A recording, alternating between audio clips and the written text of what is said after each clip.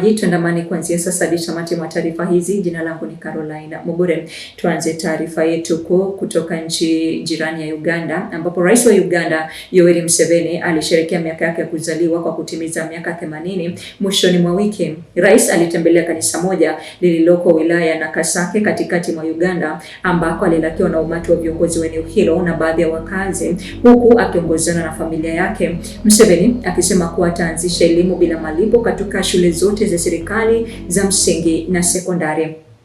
Hata hivyo, wakati wa sherehe hizo, mjadala mkali ulizuka katika bunge la Uganda kuhusu uwezo wa Museveni kuendelea kutawala. Mbunge wa upinzani Ibrahim Semuju aliongoza mjadala huo, akiibua wasiwasi kuhusu uwezo wa kiakili na kimwili wa Museveni. Nganda alipendekeza rais afanyiwe vipimo vya kiakili na kimwili mara kwa mara ili kuhakikisha uwezo wake kwa kuongoza, akisema Rais Museveni amekuwa akifanya maamuzi yasiyo sahihi, akitoa mifano ya kimataifa, hasa mjadala wa hivi majuzi kuhusu kufaa kwa rais wa Marekani Joe Biden kwa muhula wa pili akiwa na umri wa miaka 79, ambapo viongozi wa chama chake walimzuia kwa kiti cha rais.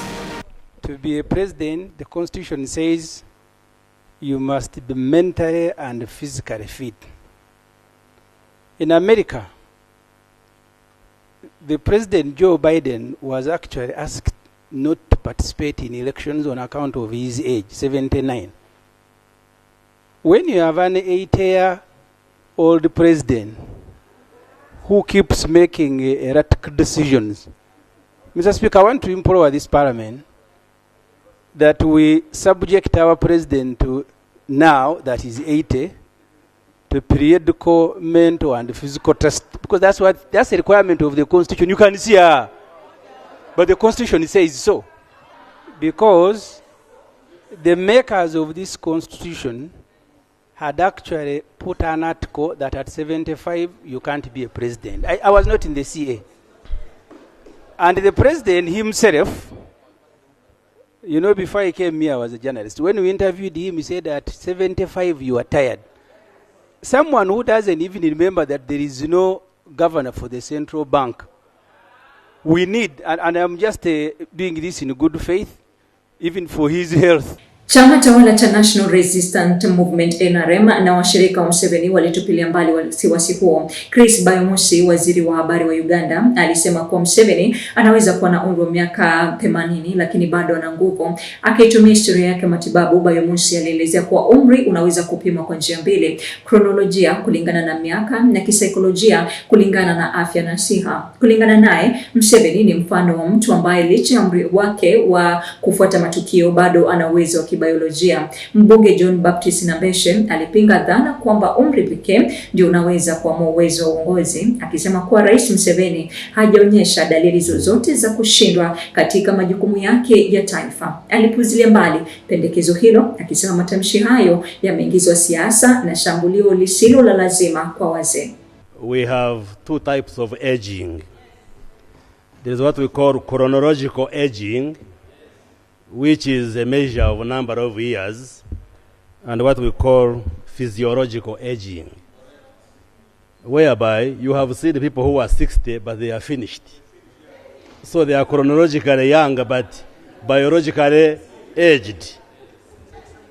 And I want to speak as a medical professional that President Yoweri Museveni may have chronologically clocked 80 years, but he is biologically young. And yes, and the spirit and letter of the Constitution is that it is the voters, if he presents himself or any other aged person, it is up to the voters to assess whether you are energetic to lead them or not.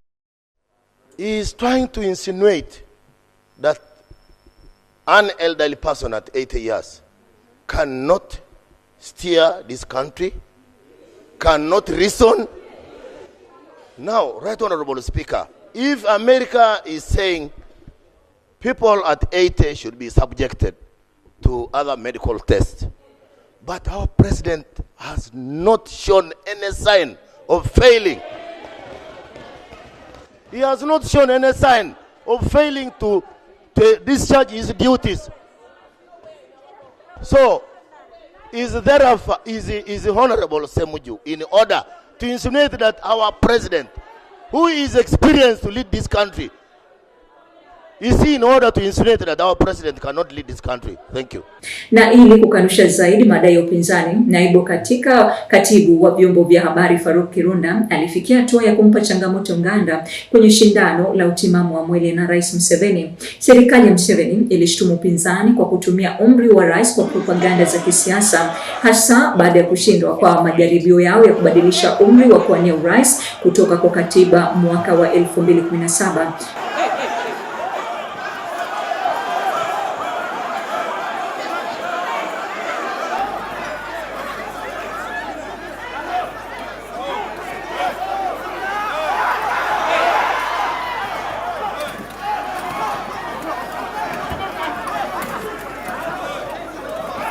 Wasiwasi unaongezeka juu uwezekano wa urithi wa nasaba nchini Uganda. Wabunge wa upinzani wameelezea kuongezeka kwa ushawishi wa mtoto wa Museveni, Muhoozi Kainerugaba, ambaye amepanda ngazi ya kijeshi hadi kuwa mkuu wa jeshi la nchi hiyo. Ulinganisho umevutiwa na Robert Mugabe wa Zimbabwe, ambaye mkewe Grace Mugabe alikuwa na ushawishi mkubwa wakati rais huyo wa zamani akizeeka. Nganda alionya kuwa umaarufu wa Kainerugaba unaweza kuashiria hatua kuelekea utawala wa kurithi, japo kulikuwa na taarifa za Muhoozi kuwania kiti cha urais. Muhoozi amesema kuwa atamuunga mkono Yoweri Museveni kuwania kiti cha urais. Museveni amekuwa rais wa nchi hiyo tangu mwaka wa 1986.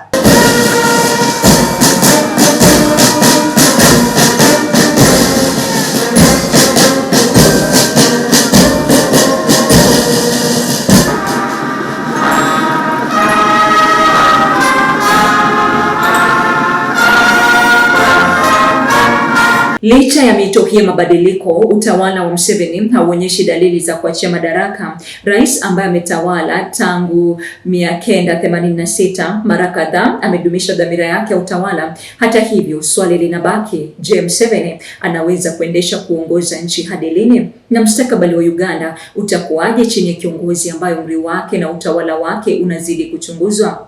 Wakati Uganda inapitia kipindi hiki muhimu, wito wa mabadiliko ya uongozi unakuwa kwa sauti kubwa. Ikiwa mito hii italeta mabadiliko yanayoonekana au kusitishwa na chama tawala bado haijafahamika. Kilicho wazi hata hivyo ni kwamba miaka 80 ya kuzaliwa kwa Museveni imezua mjadala muhimu kuhusu mwelekeo wa kisiasa wa nchi hiyo na haja kubwa ya mageuzi ya kidemokrasia.